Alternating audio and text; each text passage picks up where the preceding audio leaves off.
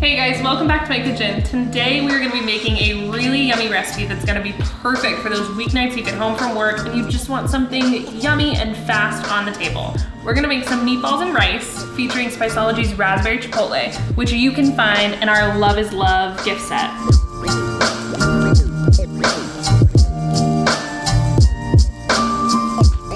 All right, so for this we're gonna need some coconut milk, black pepper, lemon, salt, a couple garlic cloves. I just grabbed some veggies out of my fridge, some parsley, thyme, rice, raspberry chipotle, basil, and any sort of ground meat that you would like to use. All right, so we're just gonna take whatever meat or meat substitute you chose, dump it into our bowl, peel this guy off, and then everything is just gonna get piled on top of it. So I'm gonna start by grating a carrot. I love using meatballs as a way to sneak in any kind of veggie, especially if they're sitting in your fridge, you don't know what else to do with them, throw them in a meatball. They hide really well. If you have small humans who have a hard time eating vegetables, this is the perfect way to introduce new stuff.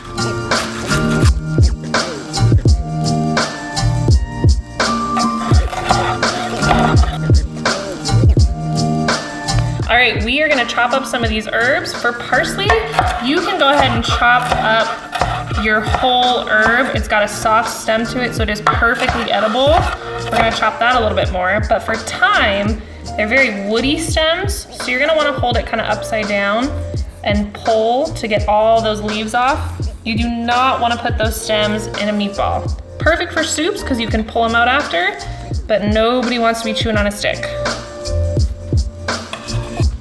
So I am using a garlic press to add about 4 cloves of garlic to our meatballs. Obviously it is totally personal preference. You can dice these really thin. You can just crush them under your knife. You can buy them pre-diced. It's totally up to you. Crush just tends to kind of almost disappear, and so you don't get any big chunks of garlic, but you get all the yummy flavor. All right, so we are just gonna add a little lemon zest right into it. Just brightens it up a little bit. A hearty pinch of salt. We'll say another big pinch of ground black pepper. And then a majority of our raspberry chipotle is gonna go in the sauce, but we're gonna add a little half a teaspoon to our meatball mixture. It's just gonna bring a little heat to it, a little sweetness. And to pair with all the yummy fresh herbs we've got in there, we're gonna throw a little basil in also. I'm gonna add some oil to this bad boy just to help everything come together. I'm using oil so that my version stays a little more vegan friendly. You can use an egg, you can use milk if you prefer, whatever your preference is. There are tons of options out there. This is gonna help everything just combined.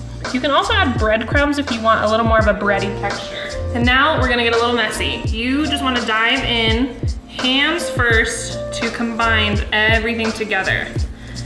I know spoons are great, but when you do it with your hands, you just get a better idea of how well incorporated everything is. I tend to start with like almost kneading it like bread and just trying to get everything mixed together. So your mixture's all combined, and now we're gonna make meatballs. My favorite trick is to get your hands a little bit wet, and it just keeps things from sticking to them a ton. You end up with a lot less sticky mess. Roll them into whatever your size preference is, and just set them aside. Don't be too rough. You can overwork meat, just like you can overwork dough.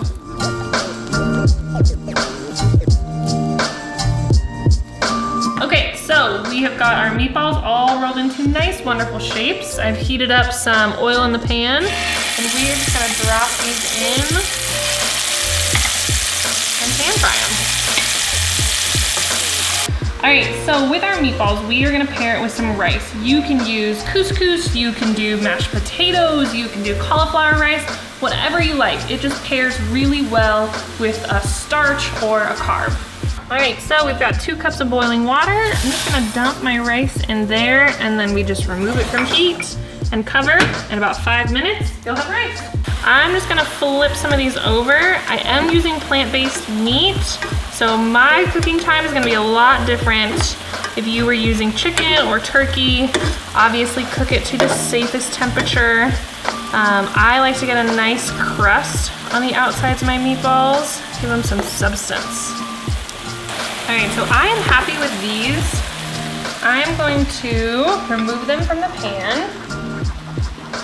If you're using a protein like chicken or beef, do not drain your pan. You have got some really yummy chicken fat or beef fat or pork fat, whatever you've got in there, and we want to save that to make our sauce to give it extra delicious flavor.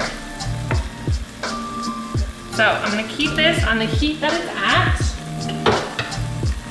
Grab a spoon. We're gonna deglaze the pan with a little bit of veggie broth, just to kind of start that base. Scrape up any kind of brown bits from the bottom. We want to bring all that out. You'll see your cooking liquid change colors pretty quickly to a nice brown. You definitely want that. And we're just gonna start building our sauce. A nice hearty sprinkle of salt. Always start with our salt and pepper. We are gonna add more fresh thyme to this. Again, just kind of holding it upside down and pulling your fingers against the grain of the herb and get all those little leaves. It is the quickest way to make a pain in the butt job a lot easier. If you were using meat and you are dairy friendly, this would be a good time to add some butter to your pan. You could add vegan butter in here. Anything just to help build that flavor and create a really nice velvety texture.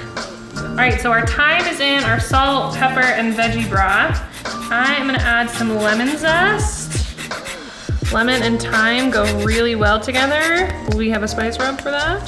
Then I'm gonna cut this lemon in half and just give probably a good half a lemon in there. It's just gonna brighten it up, and with the spice of the chipotle, it'll ease that a little bit. Next up, for some creaminess, we are gonna add our coconut milk in. Now, if you have never used coconut milk, the texture that comes out of the can will be alarming. Do not let it frighten you. It will melt pretty quickly and combine to make a really delicious sauce. We are gonna add our raspberry chipotle in. You're gonna see in our sauce some separation. It's only because we've got a lot of oil and liquids kind of mixing together. I put about, I'd say a full teaspoon in there, maybe half a tablespoon. It all depends on your heat preference. I would suggest add a little bit at a time, especially if you're working with kiddos. All right, so we've slowly been building our sauce. I've added some sugar, a little white wine vinegar for some zing, a little paprika for color, and now I'm gonna shake in probably a good another half a tablespoon of our dried basil. All right, for this, I'm gonna make a little slurry. All it does is thicken the sauce. So if you like a runnier sauce, go ahead and leave it. But all I'm doing is mixing some cornstarch with some warm water. We're gonna give it a whisk.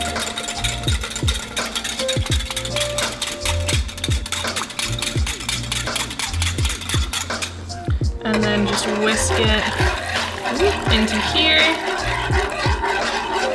And as it heats up, it's gonna thicken that sauce. So our sauce has started to thicken. We're gonna remove it from the heat, let it sit, and then start plating. So we're gonna take our rice or your couscous or your mashed potatoes, make a nice layer of it.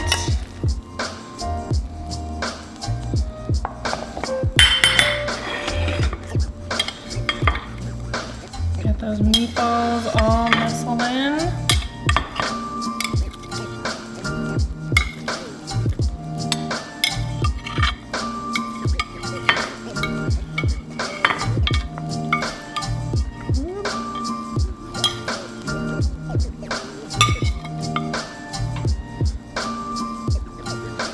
Everybody finds their home. And then we're gonna take that delicious sauce. And the longer it cools, cools, the more it will thicken, but we are just gonna drizzle it over the top.